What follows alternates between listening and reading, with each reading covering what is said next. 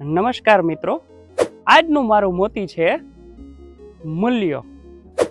જી હા મિત્રો, ઘણા બધા લોકો જીવનમાં પૂછતા હોય છે કે સાહેબ તમે જિંદગીના સિદ્ધાંતો ઉપર ચાલો છો અને મૂલ્યો ઉપર ચાલો છો તો તમને શું મળી ગયું?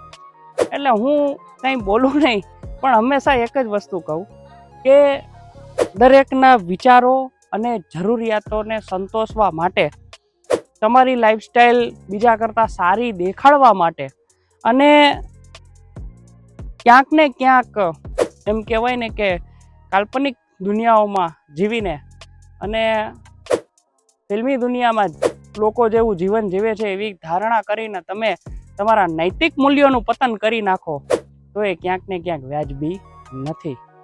કારણ કે આ મૂલ્યો મૂકી દેશો તો ક્યાંક ને ક્યાંક થોડા વર્ષો પછી તમને પ્રગતિ ને જલસા ને એ તો બધું દેખાઈ જશે, પરંતુ ક્યાંક ને ક્યાંક એક ભોગ વિલાસમાંથી તમે જ્યારે બહાર આવશો ત્યારે તમને વાસ્તવિકતા દેખાશે। અને વાસ્તવિકતા કેવી થશે કે આપણે જો સિદ્ધાંતોને વળગી રહ્યા હોત અને મૂલ્યોને વળગી રહ્યા હોત તો સારું હતું, પણ એ પછી સમજાય તો શું કામનું? એટલે મૂલ્યોને વળગ્યા રહો।